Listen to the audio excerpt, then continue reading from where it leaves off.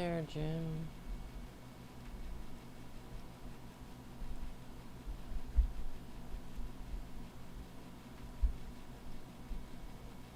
Having a problem.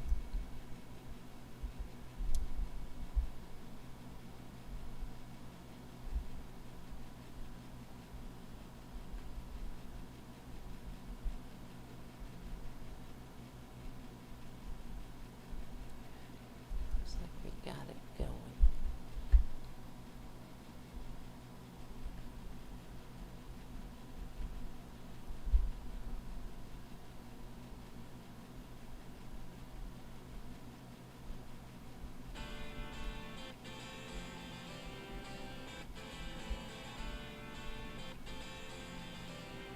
Unapologetic liberal talk.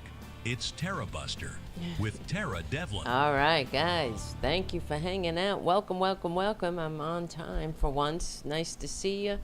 Nice to be here. Thank you for hanging out. My name is Tara Devlin. We meet here every Friday. This is our Friday night hangout. Nice to see you. Andrea on the chat at the Twitch. Thank you for keeping us safe over there. And we will be raided by Hal Sparklers. So that's great. Thank you, thank you. This is a good news.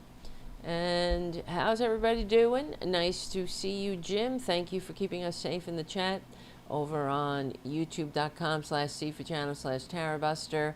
And looks good, sounds good. Thank you, Jim.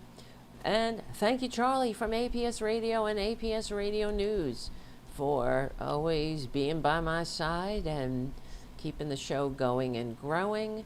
It really matters. It helps. Thank you for your generous support of the community cats that we take care of. And I dread winter. Winter is coming again. But, all right, we're not even through summer yet. But this summer has flown by. And I don't know about you, it feels like, well, my life is flying by. That's how it goes. I guess the older you get, everything is, it's all, you remember when we were young?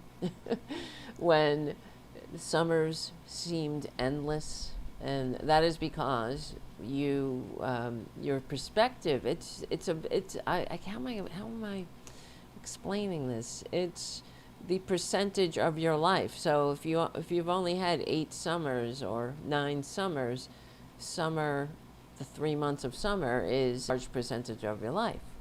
But as we get older, that percentage is less and less, and that's why everything flies by faster. So, okay, I hope I explained that properly, but that's it. Oh, okay. So, yeah, I'm having a camera issue too. The friggin' camera's flickering. I just bought a new interface, and it looks like it's still flickering, unfortunately. I'll need a new camera. So, okay, guys, that's why I need your support. Okay, this show isn't all about e-begging, but thank you, patrons, patreon.com/Tara Devlin. And thank you. Errol is also on Twitch and YouTube. Shaolin Warrior 1970 on Twitch. All right. Thanks for doing double duty over there on Twitch and on YouTube. Where do we begin? Well, a lot. On Fridays, we have a little bit longer. We have 2 hours, and we're going to use them. So here's the thing. Let's see. I wrote this article over on the Political Voices Network, and that's another one of my requests is that you please join the Political Voices Network as well, okay? Because we can't do it alone. This is it. We're in this together. In the Political Voices Network as well, okay? Because we can't. Alrighty. So over on the Political Voices Network, let me just get this article up over here. 1 ringy dingy, 2 ringy dingy. Where is all my scenes? I'm looking for scenes. Alrighty. Here we go. couple of things we have on. Here's on what we have on the list. I want to talk about. Well, first we're going to talk about the fact that not Elon Musk. We're going to get to Elon Musk. The fact that Mitch McConnell is still not. Has he been? I mean, have I missed something today? Because I actually had to go to the doctor earlier. So for the last couple of hours, I've been running around. I went to the doctor, and yeah, I have. I got to go to a vein specialist because my legs are sitting in this chair. That's what I'm telling you. I'm going to drop dead in this chair. So hopefully not. Not until Trader Trump, at least. I can't leave this planet before that great getting up morning, for God's sakes. But yes, my legs get very swollen, sitting in this chair. Not too much, but enough to be annoying. And I do exercise, and I elevate my feet, and then I stand up and everything. But it's so I had to go to the doctor today, and I got shit going on, and we're all human. So let's hope it's nothing serious. That's all I can say, because I don't really feel like making a GoFundMe video about my fucking swollen legs. Okay. And don't get me wrong, it's not like elephantitis or anything, but it's enough to be annoying to me at the end of the day and notice it, and needs to be checked out. But this is the United States of serfs and lords, and we live in a country where people are losing their health care. We've been talking about it for the first time in generations, since Obamacare, since Obama signed the bill, since he signed the ACA into law. We are going backwards, and that's the whole point of the Republican Party. But that's why I don't know why anybody would vote for them. That's what I'm here for, trying to break through the noise. The reason we're in this boat, as I say all the time, is because of propaganda. We're here. We have a country that is divided and stupefied because of propaganda, and that's by design. They did it on purpose. The right-wingers understood this. Years ago, Roger Ailes proposed GOP TV in the Nixon White House to Nixon, and they laid out in the Powell memo, Lewis Powell's memo to the Chamber of Commerce, they laid out the plan to destroy this country, to turn it from a constitutionally limited democratic republic into the system that the founders fought a revolution to overthrow, one where the rich run and rule and everyone else toils and awaits their rewards in heaven. And nothing is more emblematic of the fact that, of the whole circle jerk of corruption than the disappearance of Mitch McConnell. Just checking in. Did he surface? Did the turtle come out of the shell when I was away for the last couple of hours? I don't think so. But the fact that he doesn't feel the need, let's assume he's alive. Okay? Let's assume. Let's give them the benefit of the doubt, because frankly, I don't give them the benefit of the doubt. I wouldn't put it past them. Republicans are not in office for altruism. They're in it to have the power to drag us back to the Dark Ages, period. And this whole disappearance of Mitch McConnell is emblematic of that he can disappear without even feeling the need to check in with his constituents, to prove that he's alive. Now, according to Scott Jennings, you see, because it goes to show you that they're not representing the people, because the people are incidental. The people are annoying. Oh, according to Scott Jennings, who is a high-paid Republican mouthpiece of propaganda, that's what he exists to do. He's on the corporate media. They give him I don't understand it. You see, like, I'm here saying, please become a patron. And Scott Jennings, a liar, a serial liar who has a long history of telling lies, to the American people and embarrassing himself. He's not that smart. We've witnessed clips of Adam Mockler, who, how old is he? Like 22, 23? He's very young, but he's well informed, much more than Scott Jennings. And this guy just might be the next press secretary when Caroline Leavitt finally leaves it. And according to reports, she's, I don't know, it's speculation that she made her decision to leave because Trader Trump left her behind on the decoy plane, leaving her to possibly get killed with the rest of the rabble who don't matter. And then we talked about that in the last show, how disgusting that is, too. And we were talking about that on the Stephanie Miller show, when I was on the Stephanie Miller show earlier in the week. The whole thing is vile, that they don't feel, it's just emblematic. It shows us what they think of the American people, that you would put people in danger and not tell them that you have credible reports that there's going to be an attack and people might die. They're trying to kill the carcass, the disgusting waste of human DNA, all of the worst aspects of the human condition shoved into one unfit carcass. Hold on a second. We'll be right back. This is Tara Devlin. Just going to lower this a little. Yeah, that there was a credible threat against that thing. And they don't tell the people who are in danger that, you might die if you take this plane. You don't give them an option. You don't give them a choice. It's so disgusting. And they don't even see it, though. They don't seem to understand why people would be upset. Of course, if you go all over Twitter, I'm just so sick of Twitter. They're so disgusting that Twitter is nothing but...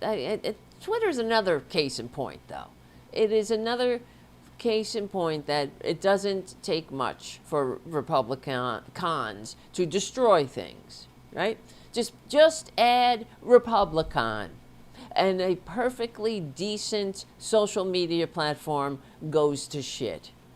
It almost overnight becomes a safe space for Nazis and Russian bots and a ground zero of misinformation and disinformation. So that's what Republicans do. Just add Republican and you get shit. It's like Trader Trump's unbroken streak of destroying everything he touches. So that's emblematic too. I mean, it's all examples of what we're dealing with. So we get Mitch McConnell disappearing, whether he's dead or not. It's still disgusting. It's all disgusting because it shows us it's about power. They're not representing the people, and we should know that. Who votes for them? Who puts Mitch McConnell in office since 1985 or 84? Since I graduated from freaking high school, he's been destroying the American experiment and voting against the very policies that he enjoys right now. If he's alive, right? He gets to stay home and recover. He gets the dignity of being treated like a human being. He gets the freedom of being a human being, the freedom to be human, to be frail, to be sick, to need help, to not be able to show up to your job because you're sick and you need to recover. That's freedom. You don't have to drag your ass to work in a condition like this. The sword of Damocles isn't constantly hanging over your head. But Mitch McConnell, his entire career, has voted against, I should say, family leave, medical leave, sick leave. In fact, he voted, there was a vote for Ohio, not Ohio, what is this state? Kentucky rail workers that were asking for a week of sick leave, and that was just too much for Moscow Mitch McConnell, otherwise known as the gravedigger of American democracy, as Christopher Browning, World War II historian, aptly named him. So, but we're supposed to take Scott Jennings' word for it, and that he spoke to Moscow Mitch. Oh, well, here he is on CNN. Let's see if I can play it. Do you just like call him up directly on his phone, or does you call an aide and the aide hands it to, how does it work?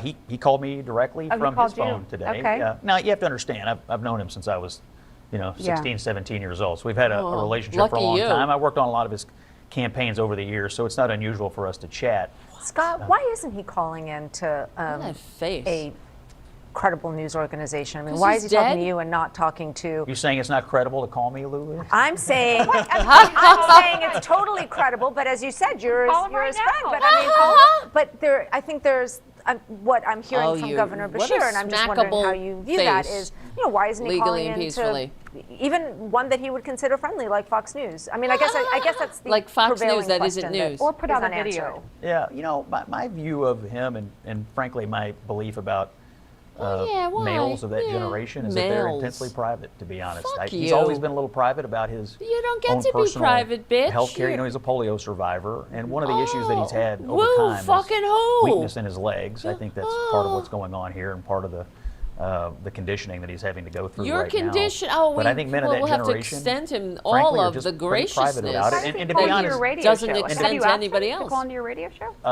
I hope that he will call into my radio show. I've had him on before.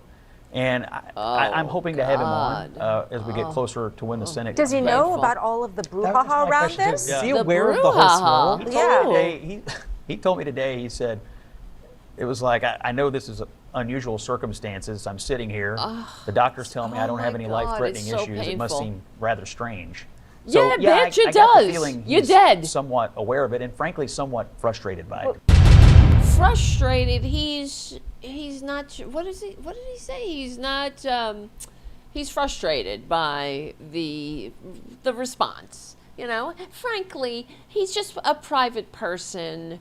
You tell your boss you disappear from your job for 2 fucking months, okay? And you tell your boss that you have issues. It's your generational issues. Because, you're a proud man and you don't feel like you need to report to work or explain yourself, but you would like your salary, thank you very much, and your staff of taxpayer-funded associates who help you, right?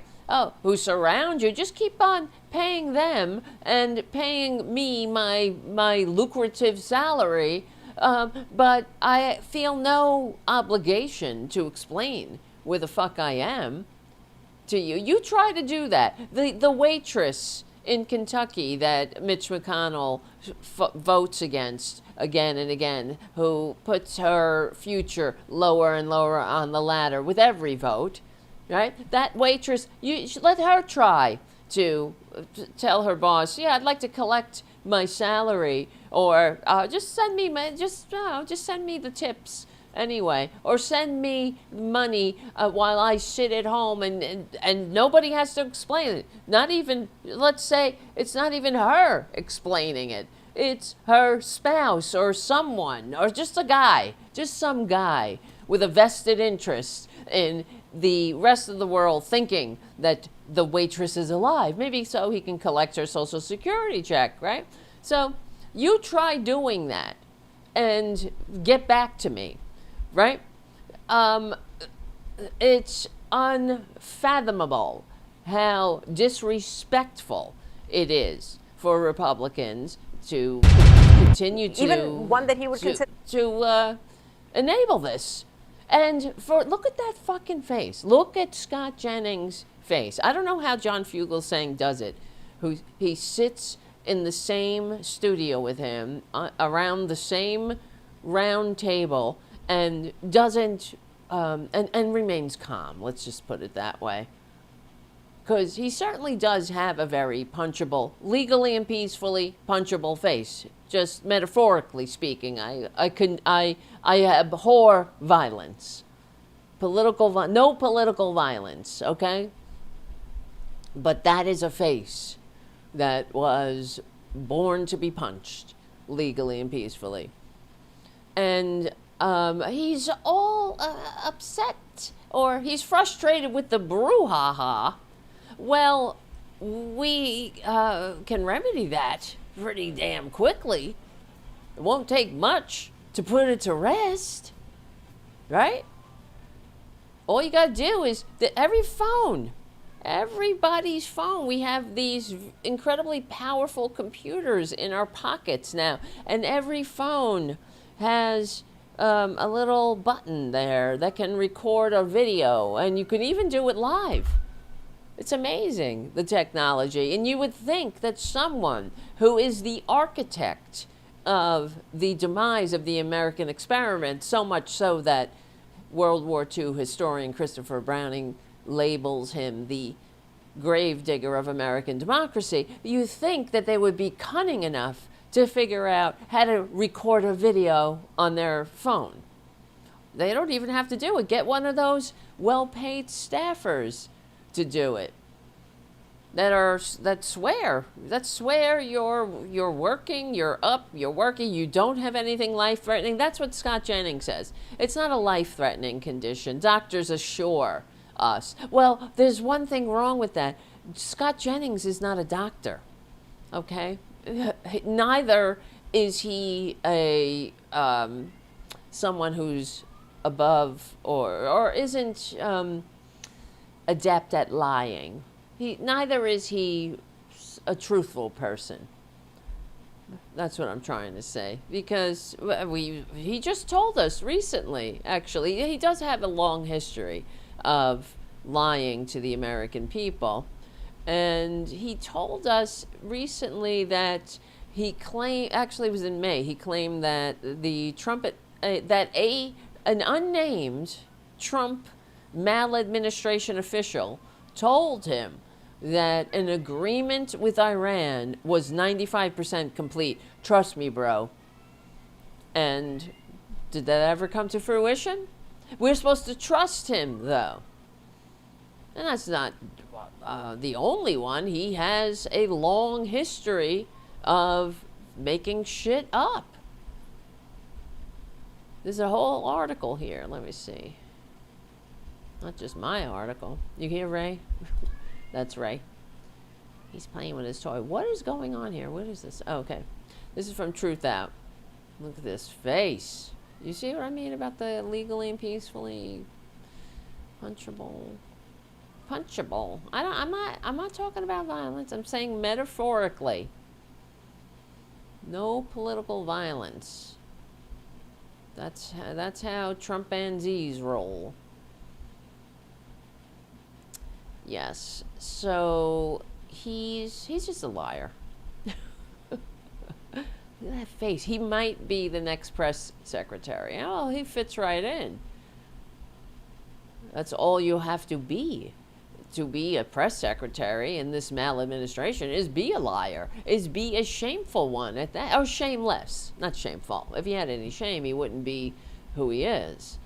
But it's he has the ability to sit there and lie to people's faces. Oh, I've known Mitch McConnell a long time. Yeah, he used to be a staffer. And okay, now you're a well-paid propagandist who isn't very smart. And that's one thing that all of these right-wing pundits have in common. I don't know if you've noticed. They're unbearably basic. They're basic bitches. And they just look at the Five. Look at the Fox 5 or the Fox and Friends in the morning. I would hit myself in the head with a hammer before I could sit through an entire show of Fox and Friends. It's so mind-numbing. Really, because but it's emblematic. Okay, yet again, that's a good word. It's emblematic of who they are and what they are. And in fact, speaking of, I mean, Fox News makes its viewers less informed than those who watch no news at all, right? Here, Fox, let me look this up. Fox News makes viewers less informed.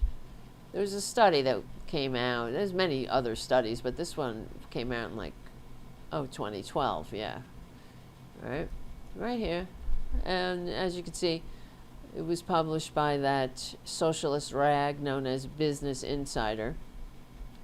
But people who watch Fox News are less informed than those who watch no news at all. So you will be more informed than a Fox News viewer if you overheard somebody in an elevator saying some shit that's true.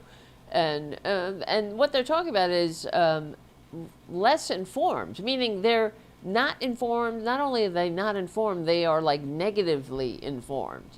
They are mal-informed. They believe bullshit. And so I've been posting a bunch of, every day I post some shorts trying to, up the channel and all the content on the channel. So I posted a video of a clip from last week's show with Chick Canfora, who will be back on the show soon. We're still nailing down the date to do that simulcast. We're going to watch a film about the Kent State massacre, and then Chick and another survivor, I believe it's still in the works, will take questions and we'll have a discussion about the film. So that'll be great. We don't have a date for it yet, but please like and subscribe so you can be up on that when that comes around.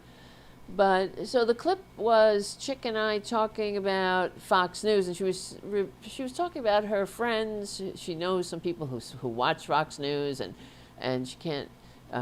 It's sad, she can't believe the bullshit that comes out of their mouths, and somebody posted a comment on the video. It was a Trumpanzee, clearly, saying, "Oh, you must be these CNN and MSNBC viewers because you believe bullshit," right? So that's the Republican way. There's nothing in reality. Not a single word in that sentence is true, right? Oh, basically what he's saying is, I know you are, but what am I? And trust me, bro, if CNN and MSNBC made viewers less informed, we would hear about it and we would discuss it. The fact is, it's not true that CNN and MSNBC, I wish they weren't as corporate, of course, as they are, but they follow standards and practices of a news network. If they say something wrong, they issue a correction. They have they follow those journalistic standards. They're not deliberately misleading people like Fox News, which were, as we know, hit with the largest judgment against the media company for lying to its viewers. But that's a Fox News victim right there. I know you are, but what am I? That's why Trump came out from the beginning and devalued the currency of truth in this country. Oh, fake news CNN, or MSDNC. Truth has a liberal bias, and an authoritarian has to manipulate reality because they're full of shit. They're liars. That's what they peddle. They peddle nothing but hate, lies, and division while they stuff their own pockets. And if nothing speaks to that, like what we're witnessing, the corruption we're witnessing in the White House right now is off the goddamn scale. But there, it doesn't matter. You know, there goes a dumbass yet again. Another right-wing dumbass who, I guess, votes for Trump because he hates the same people he does and is eager to have his biases confirmed by watching Fox News and making himself a dumbass. A literal useless idiot in the demise of the American experiment, but his own demise. So, yeah, it's really lazy and stupid to just be like, oh, you're lying. No, you are. Because if it, go, prove it to us, right? Show us the studies that CNN makes its viewers less informed. They don't exist. Show us the fines. Show us where Trader Trump, you know, show us the lies. Let's put it that way. So, you can't. That's right, you can't. And they'll still cling to it. And I don't know how much you have to hate yourself to be such a dupe, really. But the truth, I guess, with maggots, the truth will set you free. At first it'll piss you off. But being a right-wing dupe is such a pathetic way to go through your limited lifespan. That's what I always think. And I say to them, too. Because the fact is, and we talk about it all the time, we're not trying to hurt them. In fact, we're the ones who created the middle class, the policies that we promote, that we call for now, in this moment especially, created the middle class, and not only created it, but will save this country from oligarchy again. So, yeah, anyway, so there you go with, where was he? Where is he? Scott Jennings. And that's what I do get depressed sometimes. Just ask Andrea, she has to hear it. And Charlie. And because I look at the likes of this guy, of Scott Jennings. Scott Jennings doesn't have to say, please become a patron, right? You know what I mean? It's so frustrating that it's such an uphill climb for the truth to get halfway around the, to just get out of bed, while the likes of Scott Jennings sits in the ivory tower. He is a poison in the discourse, in the body politic. Well, here's another video that someone posted about that has Scott Jennings, and they were asking him, do you think Mitch McConnell should release a video proving that he's alive? Question for you about McConnell. Do you think he needs to put out a video? It's in the car. See? Okay. He just ignores him. Well, I don't know which.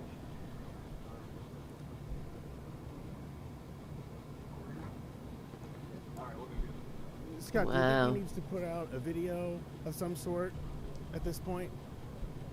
Yeah, you're supposed to be a journalist, right, Scott? Talk to a fellow journalist. Scott, do you plan to visit McConnell? Are you a member of the Fourth Estate or not? No. Do you know why he hasn't put out a video yet?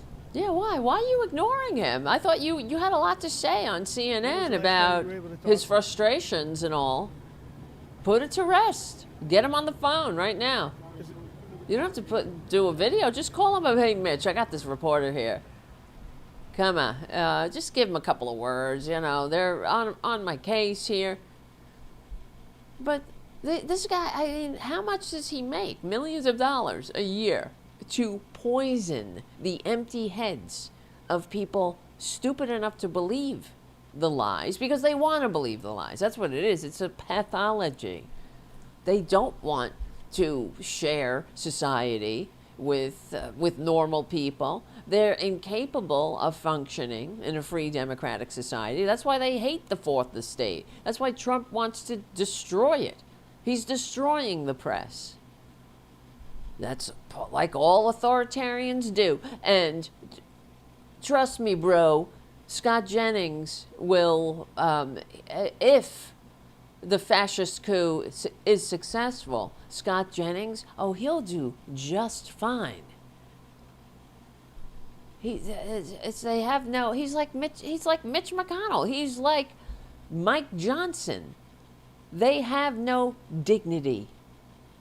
And they certainly have no love for the American experiment. That's for sure. And look at that smug face. Like, what are you smugging about? Answer the fucking question. Should Mitch McConnell put out a video? What's so hard about that? What are you hiding? But, hey, it's just, we just live here in a supposed constitutionally limited democratic republic, nation of laws, where we vote for our representatives. They're supposed to represent their country and their community. But we have no right. We have no right to ask, because he's of that generation. Well, a proud man. What that has to do with anything besides the utter hypocrisy and the fact that Republicans hate the people of this country. They really do. It is, it's case in point. And it's, as I wrote in the article, not one, I just see I have a typo there, not one of McConnell's constituents who work for a living could disappear for 2 months while collecting a lucrative paycheck, much less a taxpayer-funded paycheck.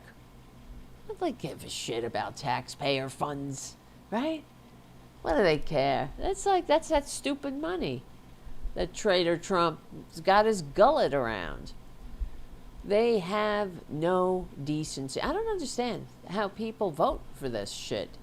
How much longer are we going to take it? But that's one of the questions I ask a lot. But the other question should be, what is wrong with them? We really need to, it's, cruel to be kind. We need to pull these people's covers. We don't need to respect them. They're not doing anything that garners respect. Voting for a con man, an insurrectionist, unleashing that thing on the world is not a rational choice. And especially because they did it for such what reasons? Because you were stupefied? You believed the con man's lies? Only I can fix it. Like, I'm gonna make bigger paychecks. No more wars. Only an idiot believes the lies of a con man. But here we are. No, we all saw the insurrection. That's the other thing. There's no excuse. So, anyway, this is why it gets me infuriated, because, and this is why I do the show, frankly. As little as it is, and however small the impact I make may be, at least we're trying, where we will not go quietly into that fascist dark night without standing up, and at least trying to wake some other people up, because we do have, the other thing is, liberals created America. Never forget this. We're the real patriots. We're the ones that are carrying the mantle of the liberal age of enlightenment, of the revolution. We're the ones capable of functioning in a free democratic society that Republicans can only pretend to love, as they're spitting in the face of every pillar of democracy, including the fourth estate. So, all right, we got more topics. Just trust them. Let me see. I don't know where. There's so many things. I guess, well, one of the things I want to talk about, it's kind of upsetting, is, but we have to talk about it. And in fact, when I was on Stephanie Miller's show the other day, she brought it up, and I didn't know about it. Somebody who, like me, who is an animal rights activist, I was absolutely disgusted that, but I'm not, I am certainly not surprised. And as when I was talking with Stephanie Miller and saying, this is the kind of story that we should hear on the corporate media. Instead of Democrats in disarray, instead of the DSA versus the moderates. Who's gonna win? The moderates strike back. Like, come on. There is so many other important stories than a made-up fight, a made-up disarray bullshit. But that's all they have. It's always been the same. It's always the case. That's why we have Traitor Trump in the White House. Because of the corporate media normalizing it, reducing it to a horse race, reducing this wannabe dictator con man, insurrectionist, to just a regular old horse race. Oh, people think he'll be good for the economy, in spite of the fact he left office with the worst jobs record since Herbert Hoover and hasn't done a damn successful business in his whole goddamn useless, wasted life. Right?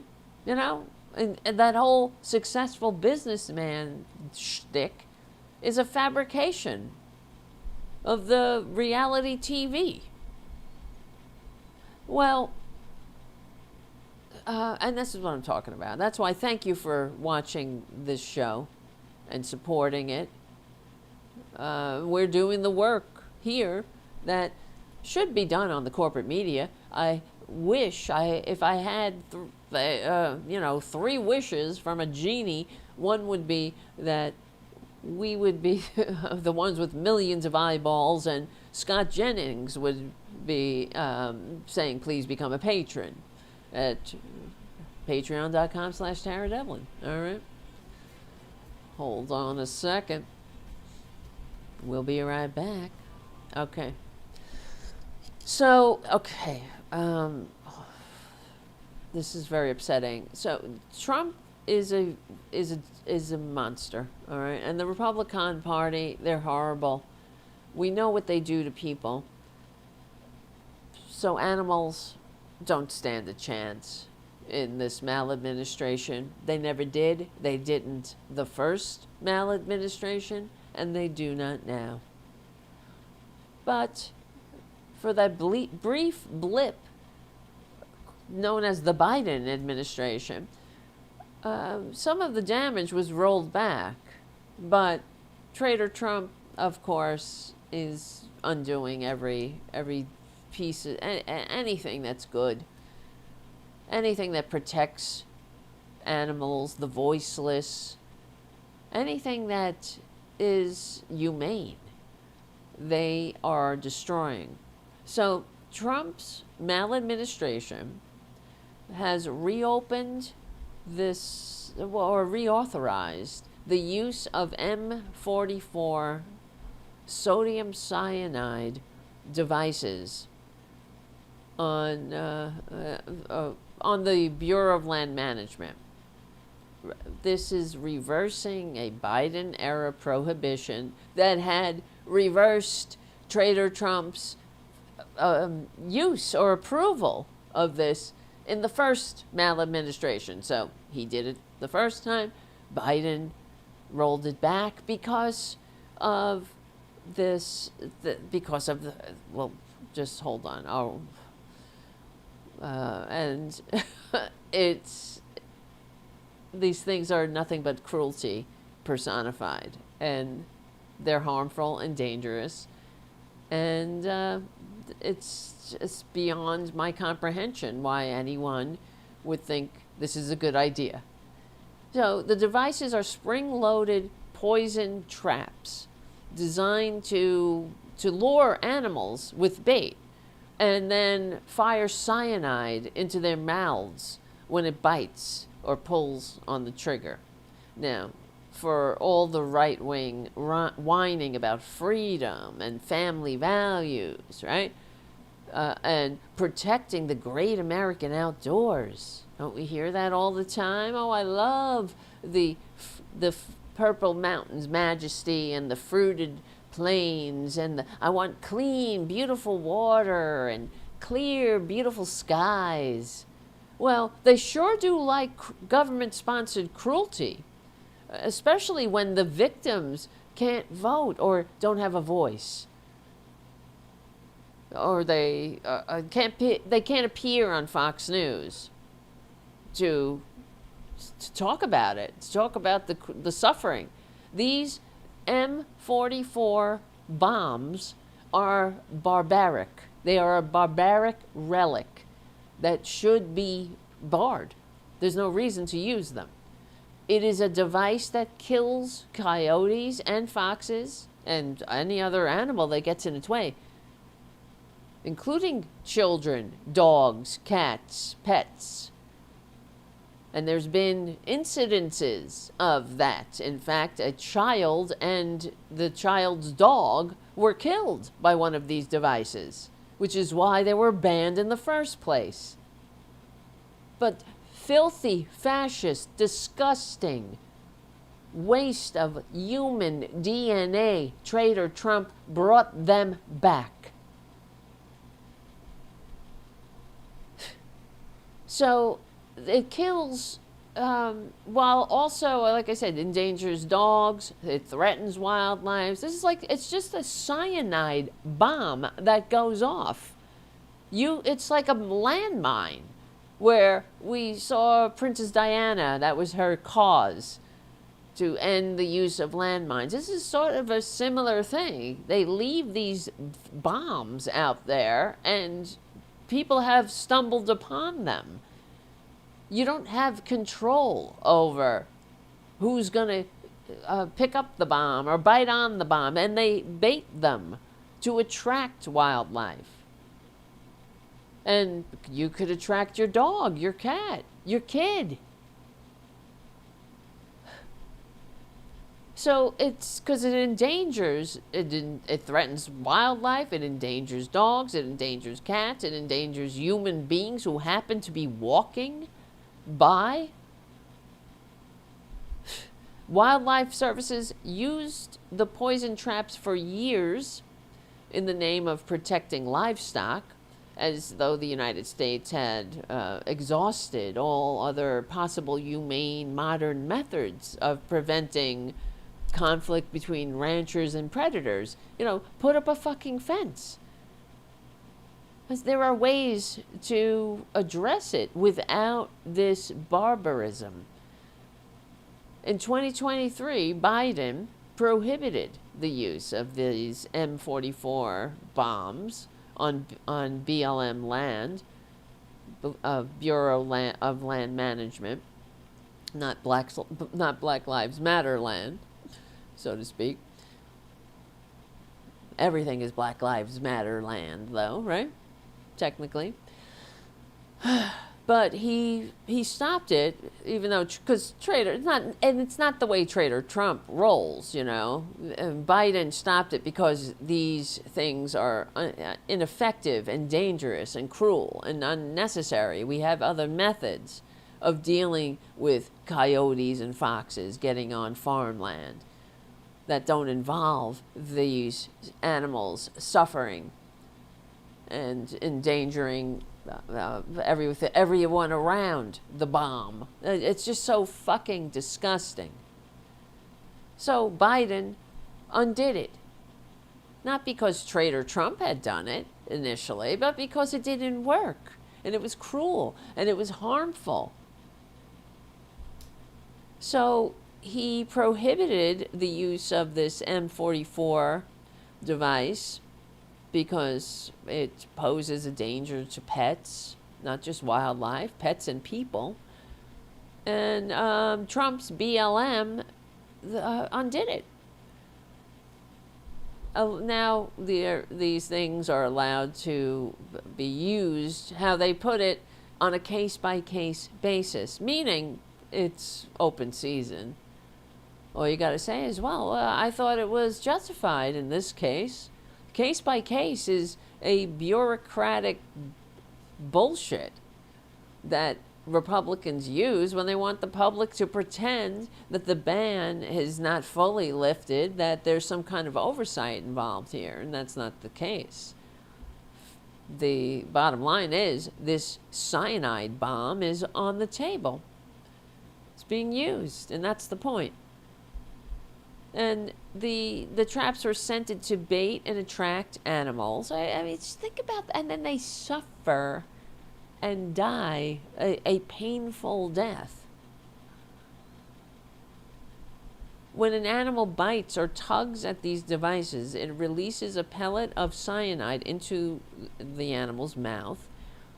And, of course, these devices have harmed and killed non-target animals, like dogs and protected species, because there's nobody's sitting there with the bomb saying, oh, don't bite that, Fluffy.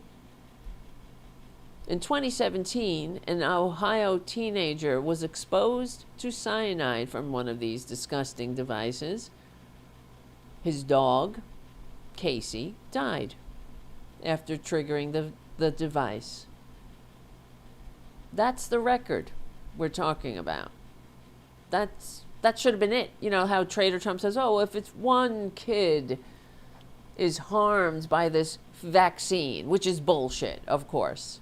If one kid, oh, they put so much vaccine into a little baby, the poor little babies. What about this kid who was almost killed by cyanide and had to watch his dog suffer and die? No, you see, it's all a performance with Republicans. They don't mean anything. That's when if they're talking about doing something good, you better believe something bad is happening, that they're lining their own pockets, that someone's going to get killed, that someone's going to die. Someone is suffering. Someone is losing. The cruelty here is obvious, but the stupidity is just as glaring. Coyotes, foxes, wolves, and other wildlife predators. Here's the other thing that goes over the heads of Republicans. These predators have roles in a functioning ecosystem. Oh, that always blows the Republicans' minds, their tiny minds. We hear them say shit like that all the time. They're like, oh, we couldn't do the building here because it was protecting the spotted eagle, goddamn owl, or some bullshit, right?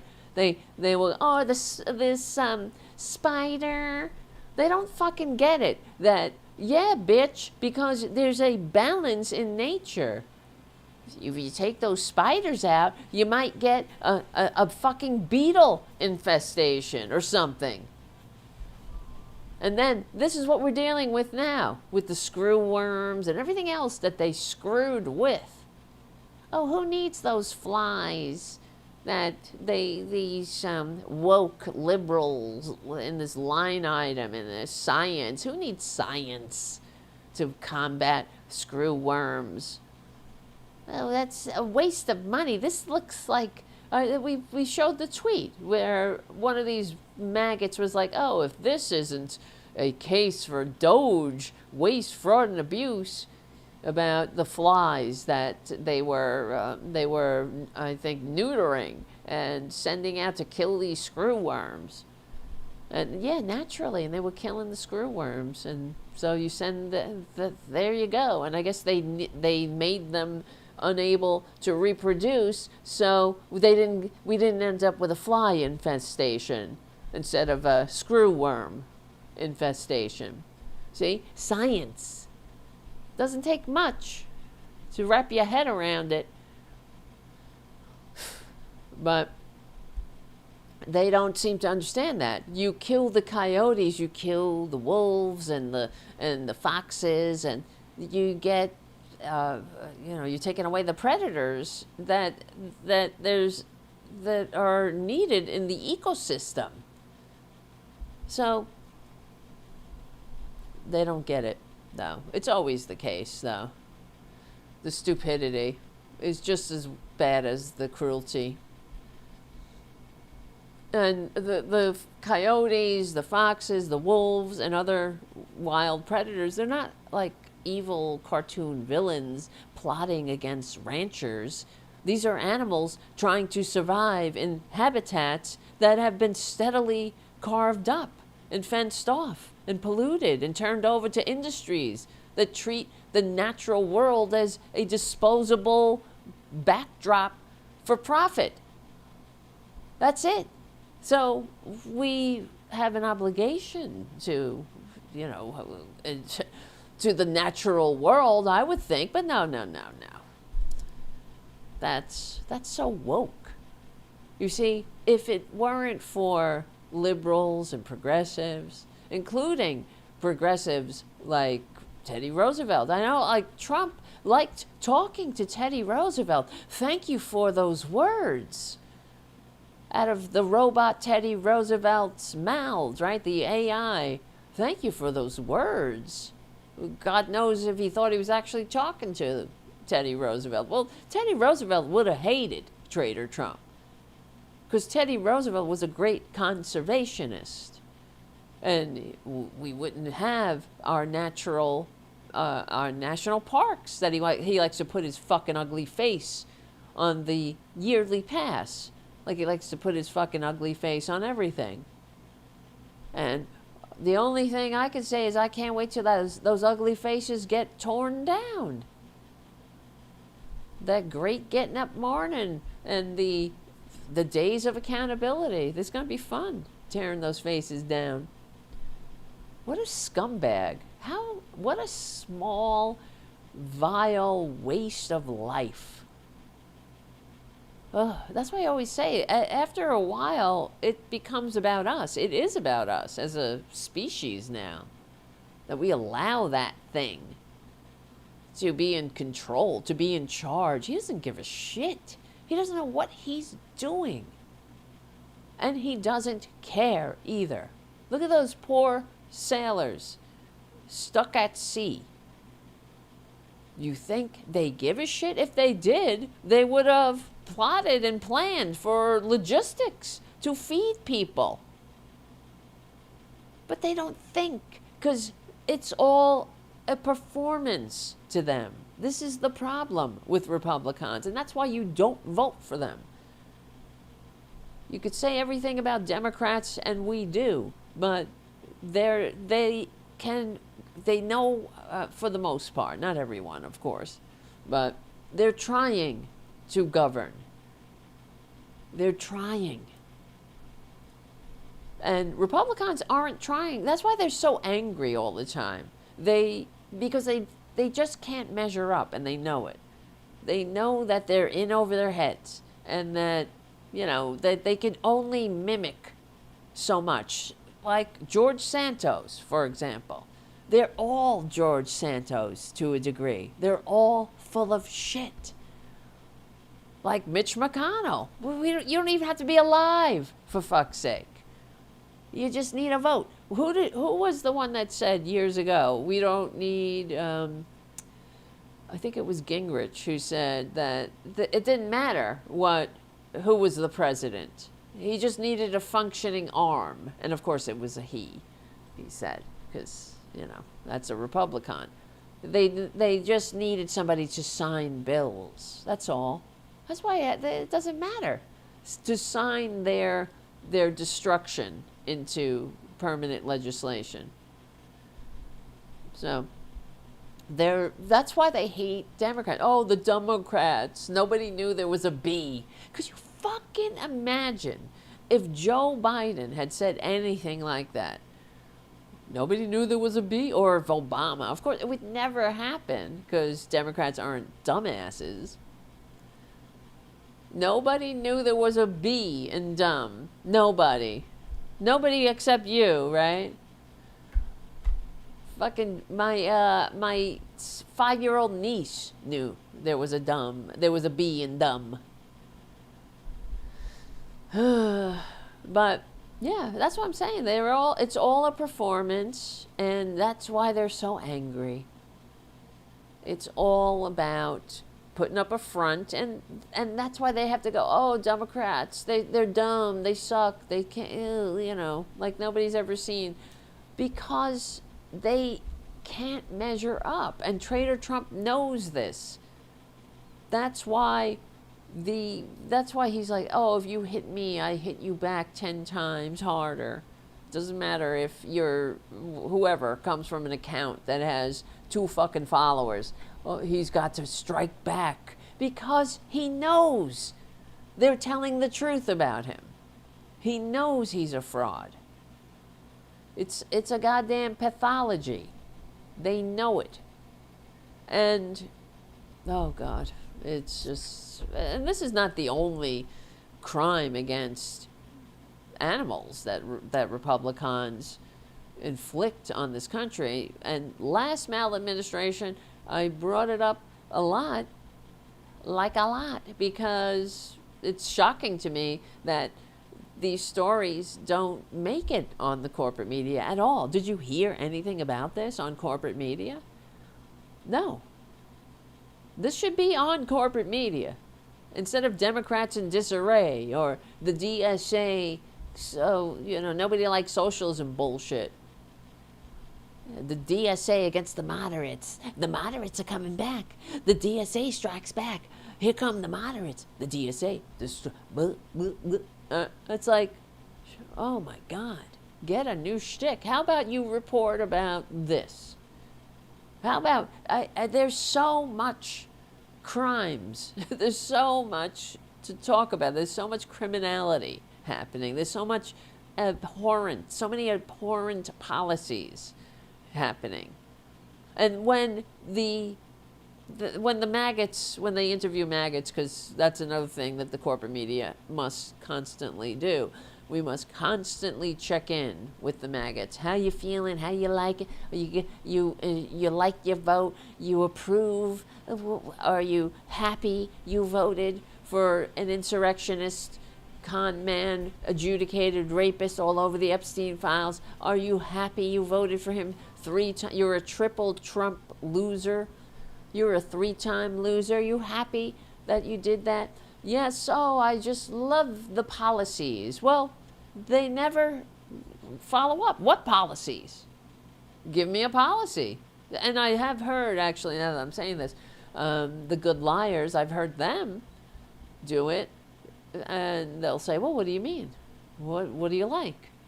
And they can't put words to whatever they like. I don't know what it is. Well, if you like it so much, you should be able to express what you like, right? Talk about it. Say, hey, I'll tell you what I like. I would like what I would like, the policies. I would like universal health care, like the rest of the world. That would be nice. Expand Social Security. I would like the taxes on the rich to be raised. I would like there to be no billionaires, because billionaires aren't the pinnacle of human existence. In fact, they are a sign of a sick and suffering system. So, you know, I could tell you that. I'll tell you what I like. I'll tell you what I don't like. But they just can't seem to, you know, put it into words. But the mainstream media never pushes them, because it's like what they do to Trader Trump too.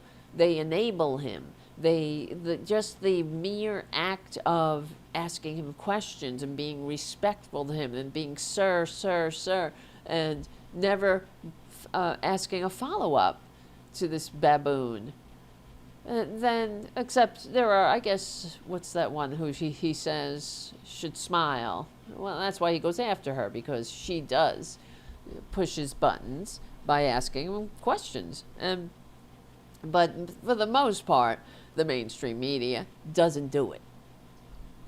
There are some pundits on like MS Now, of course, Rachel Maddow. I love Lawrence O'Donnell is amazing. I love his show. His opening is spot on all the time. He's speaking my language. He could be speaking right here on Tarabuster. So, but they act like this is normal, and it's not normal, and he's not normal. So we shouldn't treat him as normal. He's allowed to get away with all the bullshit he gets away with. No other president would be allowed to get away with it. All the bullshit he says. That they don't even follow up on it, because everyone knows it's bullshit. But if a normal president had said something or said things that, like he says, like we're going to take over the Straits of Hormuz and declare it America, then if a normal president said that, there would be discussion about it. But there's really no discussion about it, because everyone knows he's full of shit. He's just a fucking baboon. No offense to baboons. But to wrap up with this horrible story, the Humane World for Animals notes that M44s have killed tens of thousands of animals over the years, including animals that they were never intended to target.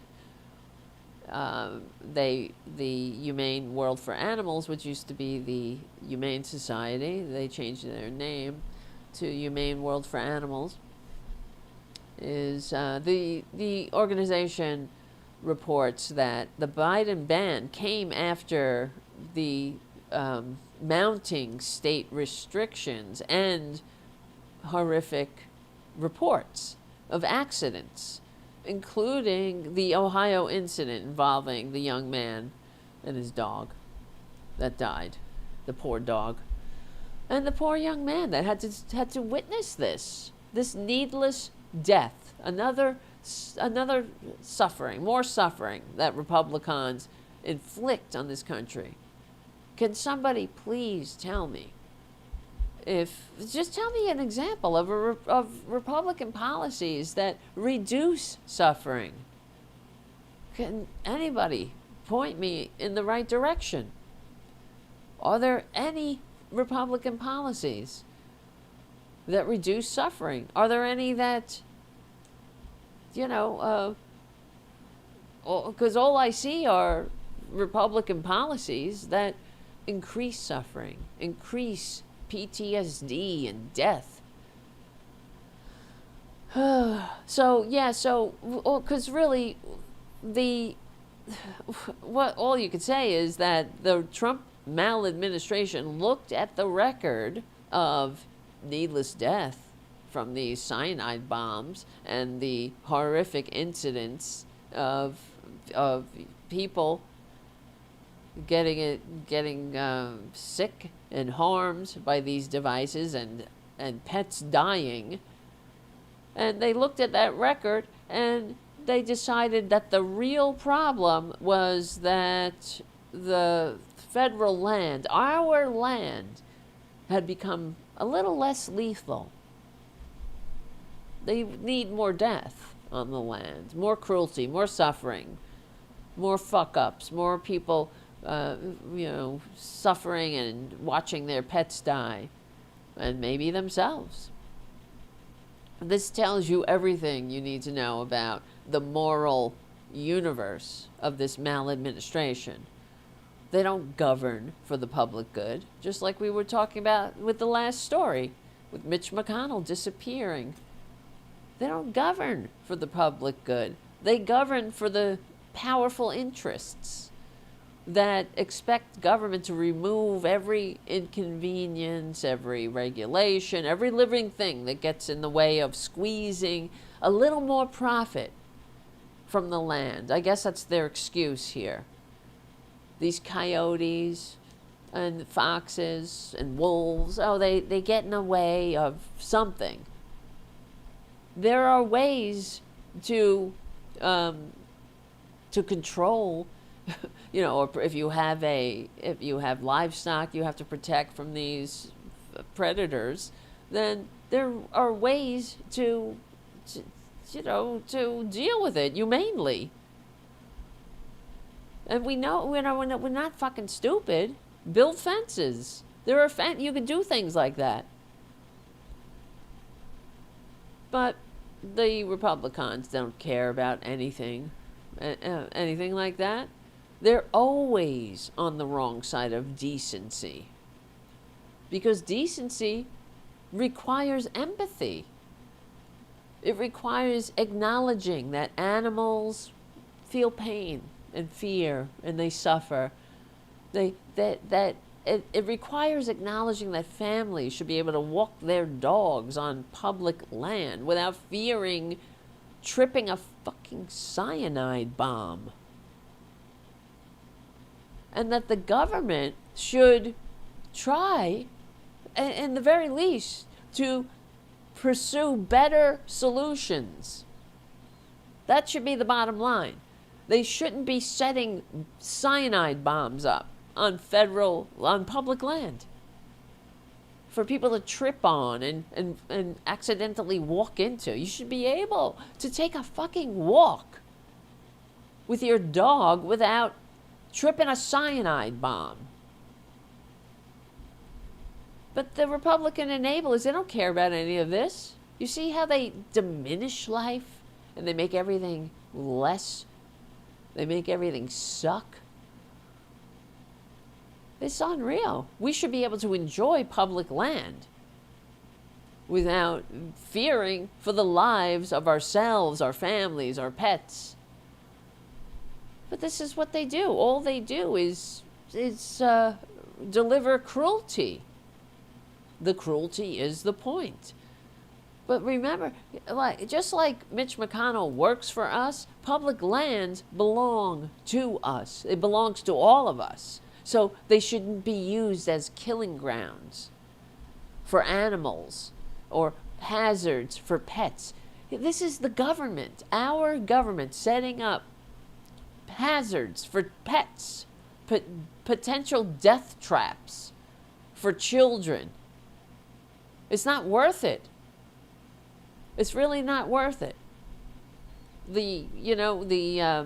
Whatever they're trying to do is not worth it. And they're not taking it into consideration, the whole ecological balance of nature. They just want to kill. Kill. Kill them. Fuck it. Cyanide bombs. Yeah, that'll kill them. Yeah, fuck it. But just like in the first maladministration, we discussed how they sped up the slaughter lines. I don't want to get into the whole thing right now, but it's just because it's absolutely horrific. And on top of that, they took off all of the FDA inspectors. They went from 5 inspectors on the murder line to 0, to a self-report. So, and they also increased the amount of uneditable food, or food product, or death product, you should say, because it's like toenails, vulvas, penises, things that humans don't eat and can't digest. The cartilage and feces. They increase the amount of feces that is allowed in the meat. Fucking disgusting. And so it goes to show you that this is an administration that literally makes the American people eat shit. They don't care because it's cheaper. You see? And when you get salmonella, you get sick, and this is what the FDA, the former FDA inspectors said. They became whistleblowers, and they said, the American people, we take an oath to the American people. And now there's nobody there. You're going to call up and say, you got any penises, vulvas, feces, toenails in your food supply? Nope, all good. Okay, next. And they said the people are going to get sick, and then they're not going to know where it came from. They're going to get sick. And but that's neither here nor there for the Republican Party, because somebody makes a buck on that. You are nothing to them. Eat shit, peasant. Eat shit. And if you can't go to a doctor, oh well. Oh fucking well. Am I wrong? No. It's just sickening. And thank you, Aaron West, for being a member for 7 months at the Booty Boo level. Happy to be here. Happy you are here. Thank you, Aaron. Whew. And thank you, everybody, for hanging out. All the sparklers that came to the show today. And let's see. Where shall we go from here? What time is it? Speaking of, okay, we'll play this fucking thing. Elon Musk, because I hate him, legally and peacefully. We'll get to that. Where is it? He's such a thirsty, try-hard loser, Elon Musk. Oh no, we watched that. Where is it? He posted, I'll have to Google it or find it again. Hold on a second. He's such a fucking loser. Oh, God. Twitter, that's what I'm trying to type. Oh, God. Oh, no, I can't. For Trump haters only. This is why sometimes when I go to Twitter, I don't even look over here. I deliberately focus on the search area if I'm looking for a video or something, because I get to a point I have to respond to this bullshit, and it's all over Twitter. It's a cesspool. For Trump haters only. What could he do differently to get you to like him? How about he fucking,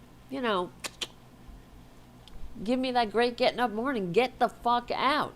How about that? We just hate him. There's no reason to hate him. He's just such a great guy trying to make America great. And we just hate him. It's such an irrational thing, right? We just don't get it. All the great things he's doing, like cyanide bombs and feces in the meat. All those wonderful things, the illegal wars, the grifting, the grafting, the destruction, the lies, the insurrection, the ongoing coup, the millions kicked off health insurance and counting, the suffering, the cuts to Medicare, Medicaid, Meals on Wheels, we just hate them. It's so irrational. The filthy lies, the sexism, the racism, the homophobia, the transphobia, it's so irrational. He's just trying to make everything so great. If only we could see through our Trump derangement. What a wonderful fucking what he is. We know him. I live in New York. He's a con man. We know it. He is a grifter. He's a carnival barker, a liar.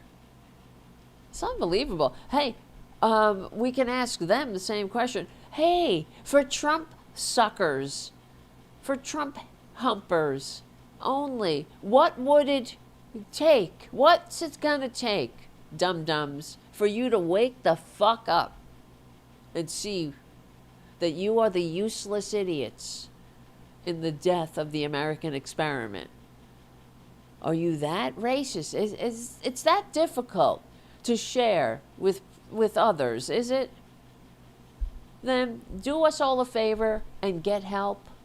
Go to a shrink, say, Doc, I have this irrational mania. I can't function in a society that is a multiracial society. I can't share with people who are different, or I want everybody to be the same and be like me. I want all the benefits of civilization. I just don't want to share with anybody. And I don't have the integrity of the Unabomber to fuck off to the woods and live because I want all the benefits of civilization. I want Social Security. I want the roads. I want to turn on the water and have clean water come out. I want the clean air. I want a fucking running toilet. I want to live in an apartment that doesn't come falling down on my stupid maggot head because it's built to standards and regulations. You know, those dirty, pesky regulations. I want the 8-hour workday. I want, I want the weekend. I want all the benefits that liberals fought, bled, and died for. But I just don't want to share, Doc. What do I do? What do I do? That's what you could do, maggots. Get help. Because being a useless idiot in the demise of the American experiment is a pathetic way to live life. To be a sucker. The suckers and losers are the Trumpanzees. Right? It's incredible. What will it do? So that's what's so tedious about them. What will it do? What could he do to make you like him? How about he not fucking exist, okay? It would be great if he was never born, because I don't know what I did to anybody in a past life that made me and us have to be born in this timeline to share the same air with such a waste of human DNA. All right. I don't know what could we do? What could he do, guys? Anybody? What would he do to make you like him? Not be a fucking tax cheating, draft dodging, wannabe dictator con man? Rapist? Serial bankrupt piece of shit? Lying freaking transphobic, homophobic, racist, misogynist dirtbag? Maybe. Start there. Oh my God. Oh, he's so disgusting. All right, well, where was I? We're going to play this video. Elon Musk, he is speaking of, okay, what's the theme of tonight's show? We were talking about how this is emblematic and that's emblematic. It really is. It's emblematic. Is that a good word? This is emblematic. I know a lot of words. That's a good one. This is emblematic of the Republican Party. But this shows you that Elon Musk really is the man of this new Gilded Age of greed, gaslighting, and grifters. He's a perfect person for this timeline, I mean, he's disgusting. I wish I didn't have to share the timeline with him because he is awful. And the fact that people believe his shtick, it's like Trader Trump. It's infuriating. They think Elon Musk is a genius. He's not a genius. He's the world's richest piece of shit, yeah. And there you go. What does that say about us? I keep saying I want to live long enough to hear or watch him get stripped of his ill-gotten gains and dragged to The Hague. But, oh lordy, wait, hold on a second.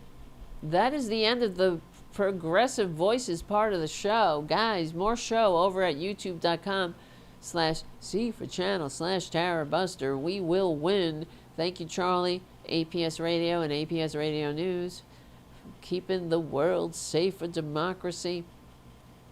We are on the right side of history, decency, dignity, democracy, humanity. Thank you, patrons, patreon.com/TaraDevlin. Give the show a good review. Check out Political Voices Network. You got your marching orders. Subscribe to my Substack. We stick together, we win. I'll see you soon. All right. I'm getting stuffed up. You can hear it in my voice, probably. Where is it? Where is it? Okay, so he posted this. See, Elon Musk is a con man, just like Trader Trump. He's not a genius. He's a grifter. We've done numerous stories on him, how he scammed investors into giving him money for his fake supercomputer that he had built around. He built this giant casing around a regular old Windows computer and brought in a bunch of rich investors that were suffering from FOMO during the .com era, thinking they were going to miss out on this great deal. And Elon Musk, he's just he's a scam artist. So he built this thing, this casing around a Windows computer. He wrote a code. It was called Zip2. It was supposed to be it's like Google, but Google was already doing it. It was a Yellow Pages online, and the minute he was given the money from all these rich investors, and then it became a debacle, of course, because the people who were actual coders had to take his code and try to make something of it, and they had to rewrite the whole thing from scratch because they saw that he did not know what the fuck he was doing. He's not a genius, okay? He's not a coder. He's not an innovator. He is somebody who was born on third base and has a marketing team telling everybody that he hit a triple. Okay? That's the truth. He, in this Zip2 bullshit, he did the same thing that he does in every company. He fired people. He just goes in, he makes everybody miserable. He goes into a company that's functioning and people are happy at work, contributing and doing their part. And here comes the piece of shit, Elon Musk. No offense to excrement, because excrement serves a purpose, right? Elon Musk, we can do without. And he fires people, he makes people miserable, he demands them to be, never take a day off, never enjoy their lives. That's what he calls hardcore. When he wants you, you got to be available, but he gets to do whatever the fuck he wants. Of course, this is a Republican way. And according to the things I've read about this whole Zip2 bullshit, he was such a miserable fuck and everybody hated him, and the investors on the board of directors bought him out because they wanted rid of him. And of course, this whole Zip2 thing was bullshit, and it went away. And like everything, all these other bullshit ideas that he has, he's just a grifter. He, what about Hyperloop or Solar City? These are nothing but scams that Elon Musk presented to get fat government contracts. That's it. So this fucking, desperate for attention. It reminds me of how he paid the Ringer to play a video game for him so he can say he's the best in the world. This is the same thing here. He's, look at me, look at me. This is not the behavior of a genius, and it's not the behavior of a normal person. He's a fucking ketamine addict. So, I don't know if I could play the thing. I don't want to get dinged from YouTube, but from the music. Ugh, it's just secondhand embarrassment. Exactly. Stray 9 on the Twitch chat. Both are just insecure little men.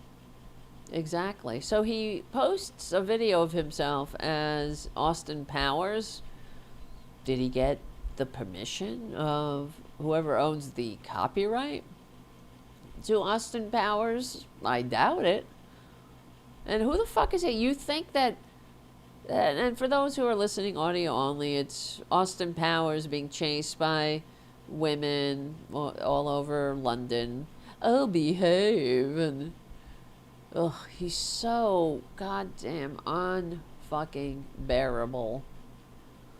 And why? I don't understand.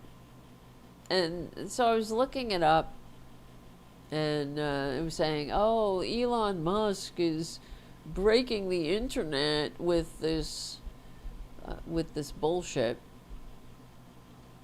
But then there you go. Like, who cares? I mean, we're talking about it because he's just a ugh. But I mean, why? This is how you spend your time as the richest man on earth. So, when I saw this, I thought, well, it's just too bad that the over 500,000 and counting children that Elon Musk helped usher into their cold early graves won't be able to laugh at the Austin Powers video because of Elon Musk. Or maybe the Americans whose lifelines he's cut. How many people is this dirtbag responsible for throwing into chaos and stress and PTSD? Posting a picture, an AI video of himself as Austin Powers, and he's riffing on the idea that he could buy the United Kingdom, which is right there an invitation for the rest of us to strip him of his ill-gotten gains. He needs to be stripped of his ill-gotten gains and dragged to The Hague to answer for his crimes against humanity. And there you have it. But this is the billionaire brain and one sad little clip that we all have to genuflect to this dirtbag. Infinite money, and apparently nobody left in the room who wants to tell this try-hard loser that, sir, this is incredibly embarrassing. It's cringe. It's not cool. You're not funny. It's desperate. He's desperate to be seen as a rebel, a comedian, a futurist, a genius. Just a fun-loving guy, isn't he? Anything but what he is, which is a fraud. He's a fraud. People who are legitimate and who are secure, they don't program their own little AI system to spit out lies like Elon Musk has a better physique than some other athlete and he's the best athlete in the world.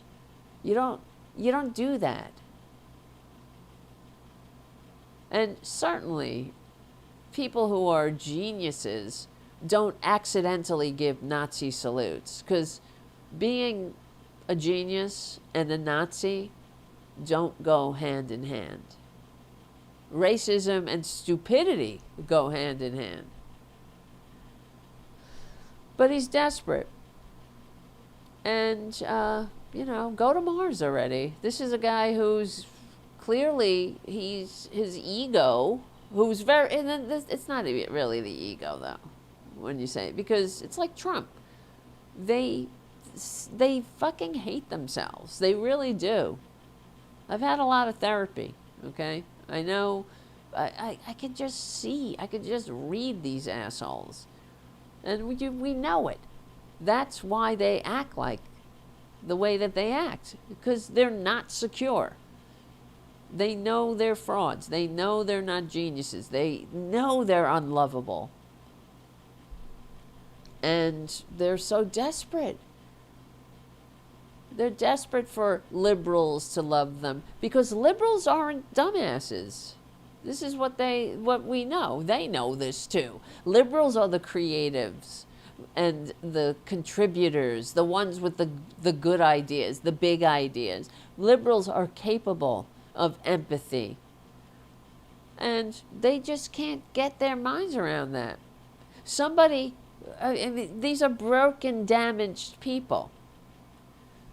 And that's why I say it's about us. You know, it's about the society that lets them continue to be in charge. This doesn't have to continue. We can strip him of his ill-gotten gains. We can tax him down to size. We can make him answer for his crimes against humanity. We can strip him of all his illegitimate power over our country, including Starlink. We could take that from him. And we should. He should be in prison, for one thing, having interfered with our allies in the midst of battle. And apparently he's on the phone with Putin, like traitor Trump is. Who the fuck is he? Who elected him? And it goes without saying, of course, there's a high probability he helped get traitor Trump elected illegitimately, through his own admission. So when is it going to stop? How much longer are we going to take it? That's what I have to wonder. We allow it to continue. It's about us, and it is about the supporters too, because there are plenty of people who think that Elon Musk is cool. They're fucked up.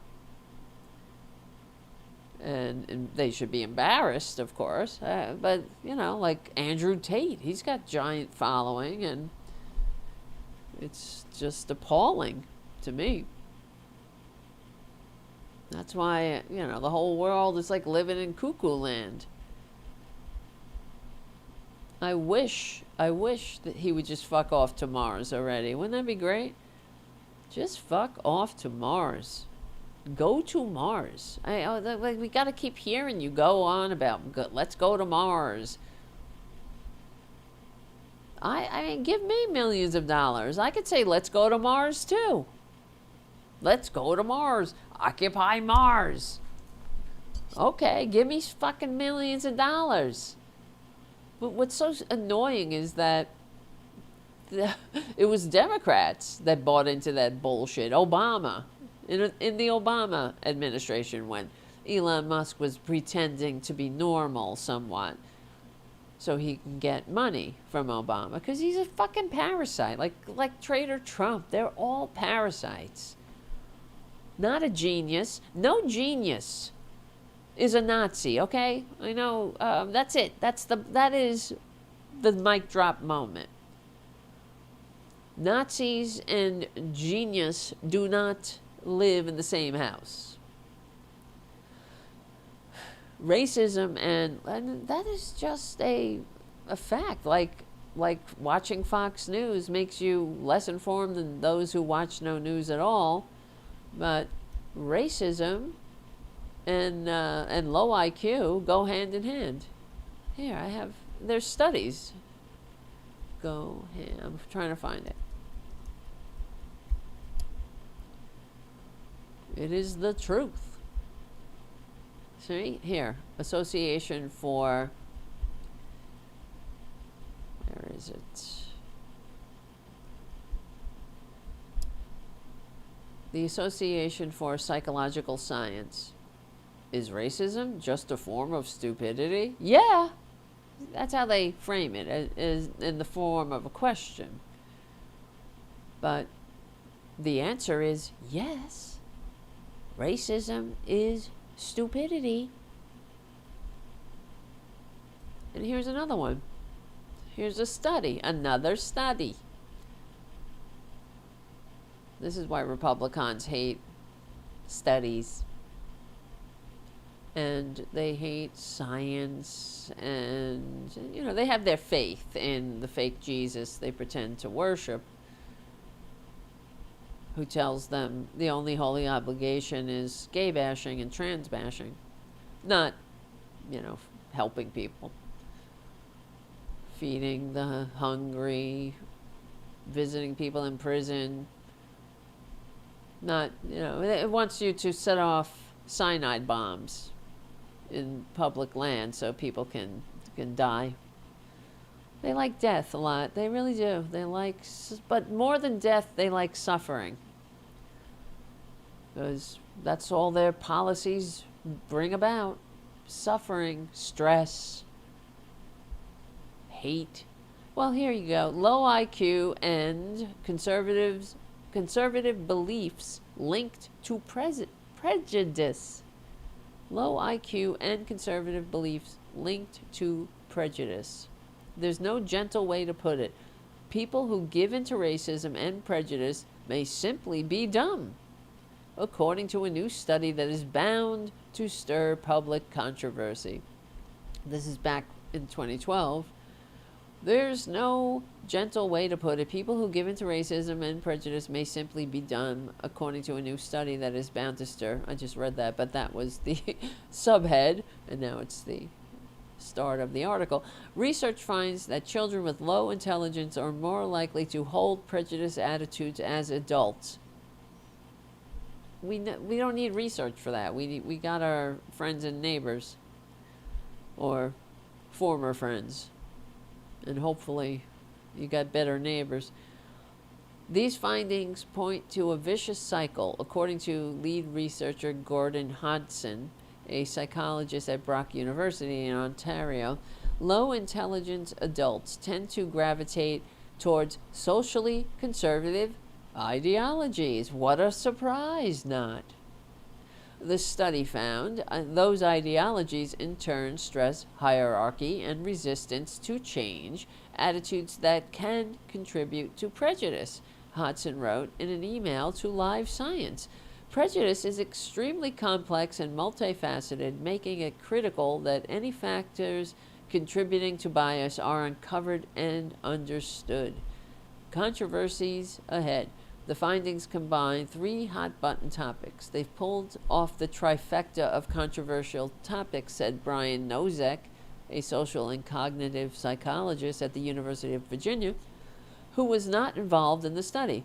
When one selects intelligence, political ideology, and racism, and looks at any of the relationships between those 3 variables, it is bound to upset somebody. Polling data and social and political science research do show that prejudice is more common in those who hold, drumroll, right-wing ideals than those of other political persuasions. The unique contributions here is trying to make some progress on the most challenging aspect of this, Nosek said, referring to the new study. It's not that a relationship like that exists, but why it exists. Brains and bias.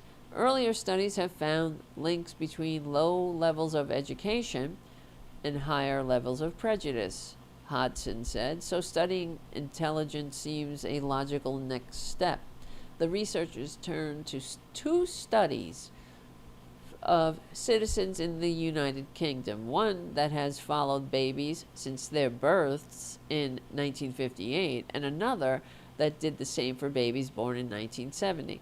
The children in the studies had their intelligence assessed at 10 or 11, and as adults ages 30 or 33. Now, this is a long-term study. Their levels of social conservatism and racism were measured. In the study, verbal and nonverbal intelligence was measured using tests that asked people to find similarities and differences between words, shapes, and symbols. The second study measured cognitive abilities in 4 ways, including number recall, shape drawing tasks, defining words and identifying patterns and similarities among words. Average IQ is set at 100, which is pretty damn low, in my opinion, but quite average. Social conservatives were defined as people who agreed with a laundry list of statements such as, quote, family life suffers if mom is working full time, and, quote, schools should teach children to obey authority. Attitudes towards other races were captured by measuring agreements with statements such as, I wouldn't mind working with people from other races. These questions measured overt prejudice attitudes, but most people, no matter how egalitarian, do hold unconscious racial biases. Hodgson's work can't speak to this underground racism. As suspected, low intelligence in childhood corresponded with racism in adulthood. There you go, Elon. But the factor that explained the relationship between these two variables was political. When researchers included social conservatism in the analysis, those ideologies accounted for much of the link between brains and bias. People with lower cognitive abilities also had less contact with people of other races. This finding is consistent with recent research demonstrating that intergroup contact is mentally challenging and cognitively draining, and consistent with findings that contact reduces prejudice, said Hodgson, who, along with his colleagues, published these results online on January 5th in the Journal of Psychological Science. Blah, blah, blah. Let's see. I won't read the whole thing. It's almost done now. Let's see. Hodgson was quick to note that despite the link found between low intelligence and social conservatism, researchers aren't implying that all liberals are brilliant. No, we're not. And all conservatives are stupid. That is true. The research is a study of averages over large groups. There are multiple examples of very bright conservatives and not so bright liberals, and many examples of principled conservatives and intolerant liberals. But I betcha, one factor that all conservatives share, I betcha, there's a high racial bias and bias in general towards other groups. Nozek gave another example to illustrate the dangers of taking the findings too literally. Okay, whatever. We can say definitively men are taller than women on average, he said, but you can't say if you take a random man and take a random woman that a man is going to be taller. There's plenty of overlap. Nonetheless, there is reason to believe that strict right-wing ideology might appeal to those who have trouble grasping the complexities of the world. What do we say here all the time? They lack the fundamental maturity to function in the free democratic society, and they need a big daddy, to save them from the scary, complex world of others who don't know their place. And everyone in their place, and then everybody would be happy in their natural, quote-unquote, place. Not that they give a shit who's happy or not. They just don't want to be afraid anymore. Afraid of the other. Socially conservative ideologies tend to offer structure and order, Hodgson said, explaining why these beliefs might draw those with low intelligence. You see? It makes sense of the scary, complex world. And you feel like you have a grasp on it. That's why they're always mocking liberals, but they're so desperate for liberal approval absolutely, Elon Musk is desperate. So is Trump. Meryl Streep is such an overrated actress. Meanwhile, he wishes Meryl Streep would say one kind thing about him. Oh, Trump, you're so the best, like nobody's ever seen, sir. But she's like all normal people. She knows who he is and hates his guts. Yes, okay. In another study, Hodson and Bussari compared 254 people with the same amount of education but different levels of ability in abstract reasoning. They found that what applies to racism may also apply to homophobia. How surprising not. People who were poorer at abstract reasoning were more likely to exhibit prejudice against gays. As in the UK, citizens, a lack of contact with gays and more acceptance of right-wing authoritarianism explain the link. Yes, researchers controlled for factors such as education, blah, blah, blah. All right. There you go. They're dumb. Dum-diddy-dum-dum-dum. Where's Elon Musk? Again, speaking of dumb. Yeah. What a dumb world we live in. Where we gotta put up with these fuckers, like, pretending to be smart. They don't even have the decency to just say what they don't know. They gotta act. Just like Elon Musk pretended, until he was outed, pretended to be the #1 video game player of Path of Exile 2 in the whole wide world. He was the best, right? His name was #1 on top, and he was exposed as the fraud he is. Just like that, it is the same with him being a genius. It's the same scam, just a different form, just a different lie that he's pushing. But who's gonna expose it? If they keep saying, I'll watch the corporate media and they'll say, oh, Elon Musk, just stay in your lane, Elon Musk. Stay innovating and things. He's not a fucking innovator. Enough with the gaslighting. He's not an innovator. He's not a genius. He's Trader Trump. Different. He's just a little different. Yep. All right, where was I? Where is it? Oh, because there was another thing that I came across here with these Elon Musk thingamabobby. I mean, don't let the cringe distract you from the real issues here, right?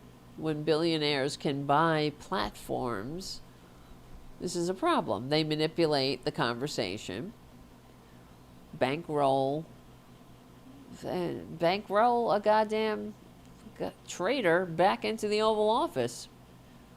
And then this piece of shit, because he posted that he's going to buy the UK. How fucking dare you?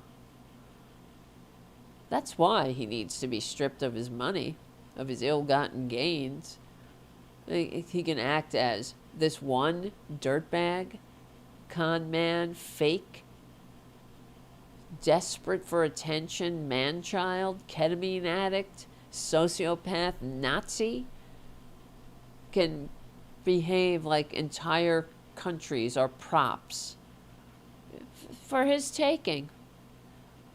This is a problem. Democracy has a problem. And there are some easy remedies. One of those remedies is no billionaires. Get rid of billionaires legally and peacefully. Because they're entirely out of control. And the fact that they think that they could do this, that toy with entire civilizations is beyond. He needs to be taxed down to size and dragged to The Hague. But yeah, we can laugh at the secondhand embarrassment, but we have to enforce the tax laws. We got to write tax laws that ensure that billionaires don't exist. We have to enforce antitrust laws. We have to protect workers.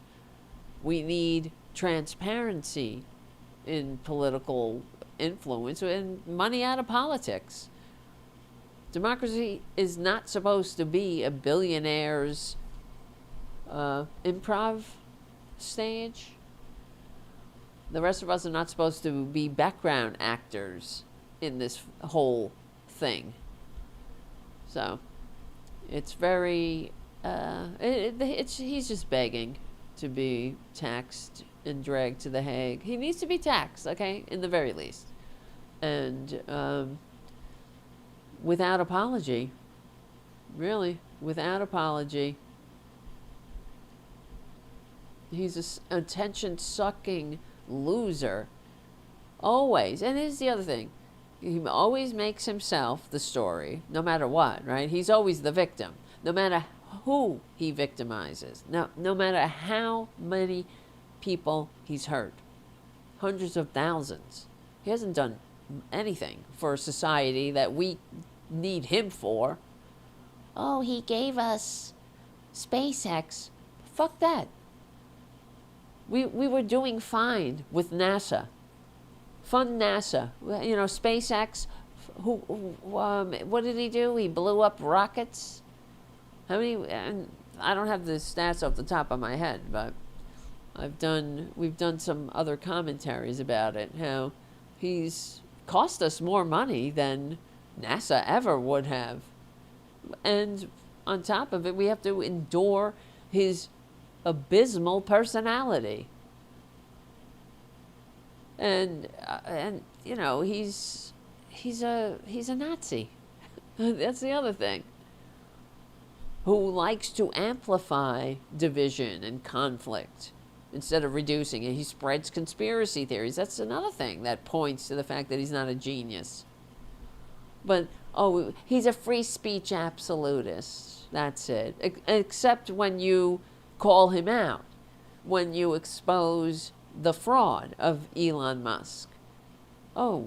Trust me, I'm not. I wouldn't be surprised if I'm shadow banned on his Twitter platform. I'm definitely throttled. That's what he does. That he throttles liberal content. And I'm sure you remember when he took over Twitter, immediately, without even trying. I'll speak for myself. My feed was filled with all these right-wingers, Kyle Rittenhouse and Donald Trump Jr., people I blocked were popping up on my Twitter feed. That's what they do. Oh, that's your free speech absolutist. But the people I want to see, they get suppressed. Those with the actual answers. That's why, these people hate America. I don't want to hear them about, how they love America. They are destroying America. They love nothing about America. They don't love the liberal age of enlightenment. They don't love the multiracial liberal democracy, nation of laws that promotes the general welfare. They hate that. Know them by their fruits. And Elon Musk, he confuses reach with expertise, right? Being influential on electric vehicles or rockets and social platforms doesn't make somebody reliably informed on these subjects, on political, science, geopolitical, social issues. He's supposed to be, let's go talk to him. Please. Yeah, he is nothing but you know, a disgusting person. He turns his companies into, you know, like a Hunger Games, really. Anyway, yeah, and the worst part about him, besides every other part about him, besides his entire being, is that because of our broken system, he has all the resources at his disposal that anyone could ever need. And he chooses hate, division, suffering, and death. That's what he chooses to inflict on this planet. He can end hunger. He can ensure that everyone can go to a doctor, that no one has to needlessly die without health care. And he chooses to fire people and cut lifelines. Oh, no. That is the personification of evil. All right, guys. I hear the music. I'm just going to lower that because I want to say one more thing. One more thing. Thank you for hanging out. How's it going in the chat? Thank you again, Erin, for being a member at the Booty Boo level for 7 months. And everyone else, if you can, become a patron at patreon.com/TaraDevlin. That would be great. And subscribe to my Substack. That would be great. Okay, Substack, Tarabuster. Make sure to hit the like and subscribe. Join. You know what to do. I can't do it alone. That's all I can tell you. We need to get those numbers up. No cats tonight. That's true. Where are they? Wasn't Boudica behind me? No? Where's Ray? Ray? Oh, he's sleeping. Hi, Ray. Come on over. Here he comes. Ray. Come here, boo-boo. Come here, boo-boo. You good boy. Can you see him? Ray, come. Oh, there's Booty. I'm hitting the microphone. Ray, come here. No? Come here, Booty. Come here. You good girl. Come here. You good girl. Uh-oh. I know. You don't like that. She doesn't like being picked up. You saw her face. You're like, no. You're a good girl. And she's not very small anymore. She's not very small. All right, you can jump down. Go ahead. She don't like it. She don't like being picked up. Oh, Booty Boo. She's her own woman. One more thing I just wanted to show you. Okay, because I came across this too when I was... This is why Twitter is a cesspool of Nazis and Russian bots and lies. So, I'm sure this is probably a Russian bot or something. See, Freedom Fighter. This is definitely a fake account. It's a bot account. Elon Musk lover, Trump lover, not affiliated with anyone, fighting for freedom across the world. Okay, sure, Jan. And they posted this. Elon Musk just donated $1.5 billion, but wait until you hear why. Austin, Texas billionaire entrepreneur Elon Musk announced on Friday that he will donate $1.5 billion of his personal wealth to fund a national housing initiative aimed at providing shelter for homeless families with children across the United States. What's your thought? Wow, thank you, my lord. Except, I said, no. That can't be real. And guess what? Yeah, you're way ahead of me. It's not. It's absolutely, completely made up bullshit. No, Elon Musk is not donating billions to house the homeless, and we just don't appreciate him. And if only, you see, he's really a good guy. Donated 1.5 billion. Wow. No. It's absolutely, it's nothing. It's bullshit. It's a lie. There's no corroboration from anywhere, from any other official channel or a legitimate news source. There's nothing. There's no named nonprofit program or a press release or anything, any announcement from a federal or state housing agency. You would think that they would certainly promote it and toot Elon Musk's horn if that were the case. There's no credible news outlet reporting it. There's nothing. Nothing. A fact check of this I can't talk, specific 1.5 billion claim concludes that it is false. You see? But this is what we're dealing with in the age, the new Gilded Age of greed, gaslighting, and grifters. All you got to do is put it out there on Twitter, and a lot of dum-dums will repeat this lie. They'll just be like, oh, you see, you hate Elon Musk. Well, he donated 1.5 billion. He housed the homeless. And if you had kids, you see, that's how they make it, like, they add in this right-wing bullshit. If you don't have kids, go fuck yourself, oh well, sleep on the streets. But if you have kids, you could add that little detail and it almost lends credibility to the lie. Just, add a little color to it. So, this is what we're dealing with. Well, who needs him to donate? I'd rather tax him into submission and then fund through the general fund homes and healthcare and education and retirement, vacation, sick leave, things like that. Like a civilized nation would have, especially the richest country on earth. All right. Yep.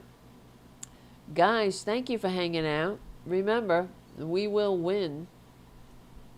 Thank you for all you do to keep the show going and growing. Thank you, Charlie, from APS Radio and APS Radio News. Check out APS Radio and listen to classic rock and oldies all day. And APS Radio News, the show is on there. So is Cindy Sheehan has a show on there. And yeah, remember, we support each other because we will win. We're on the right side of history. And thank you, Andrea, for keeping us safe over on Twitch.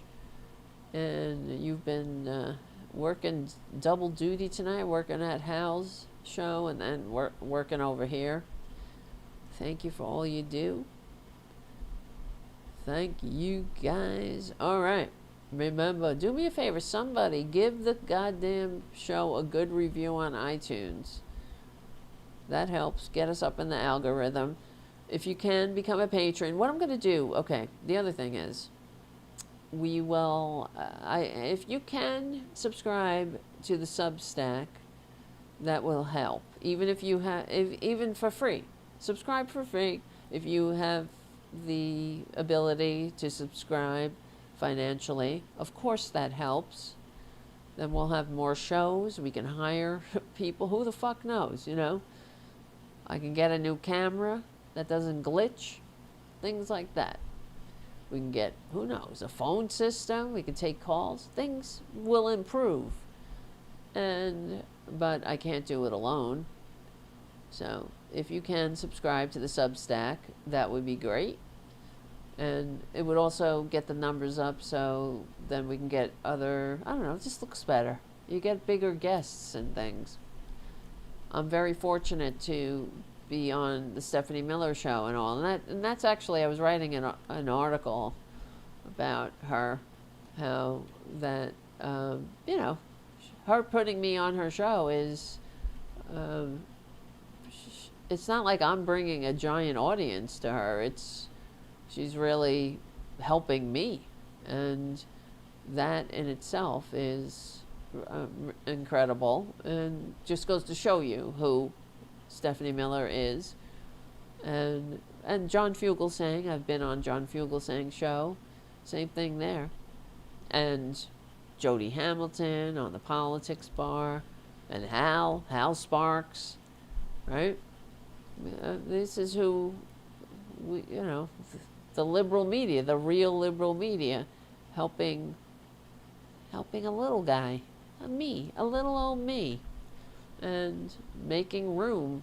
As Hal said, actually, he said that, because one time I was saying I don't want to be annoying, plugging my show, and he really put it in perspective.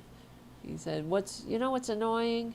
That people like you don't have a bigger platform, and people like Scott Jennings, so to speak, do. And I said, yeah, you're right. I didn't think of it like that. So, yeah, that is annoying. So I have to remind people, it does suck that you have to constantly e-beg and say the same things again and again, but it's all good. All right, we're doing it. We're making the world a better place, one podcast at a time, and thank you. We all work together and we win. That's right, Andrea. Thank you so much. It's so true. And it's very touching to me. And I wanted to share that with the audience because, just want you to know that that is the way it is in our little liberal family of podcasters, that we are all, it's just about helping each other and getting the word out. And then I was thinking about Stephanie, because she was on CNN. I mean, she's been doing her show in her home. Like, she's doing it on her own, right? Since like 2004, in her basement, getting up at ungodly hours every day, 5 days a week, for years, to be a microphone for people who don't have a microphone. Not just me, I mean, the working class, the underdog. And she goes on corporate media, like on CNN, and drops truth bombs. Like, that takes courage. When she was on CNN last, she was saying, I'm sure if you listen to the show, she was saying that she's not sure if she's going to be invited back because she mentioned that Trump is an adjudicated rapist and that he's in the Epstein files, credibly accused of committing crimes against children. Both things are facts. And both the anchor and the conservative guest, I can't remember her name, the blonde lady, were both like, wait, whoa, hey. That's 100% true. But, you can't hear the truth on the corporate media without getting pushback, right? Or potentially losing your spot on CNN. And because going on CNN helps her, I'm sure. It helps her build an audience. It brings people to her show. And she's putting her ass on the line there. A lot of people don't want to do that. Look at Scott Jennings, for example. Fucking cowards. Cowards. All right. Anyway, so all I have to say, thank you guys. And remember, we will win. Because we're on the right side of history. We're on the right side of decency, dignity, democracy, humanity. Remember, we stick together, we win. I was going to say, we stick together, I'll see you soon. I was getting ahead of myself there. We stick together, we win. thank you for hanging out. My name is Tara Devlin, and I will see you soon. Have a great rest of your weekend. I will see you on the Substack in the meantime. Okay, guys? I'll see you soon. And I do want to say one more thing.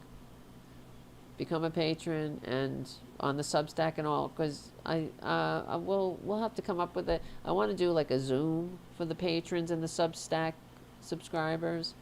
So maybe we'll start getting that going, like a special Zoom get together for subscribers and patrons. So, all right. I'll see you soon.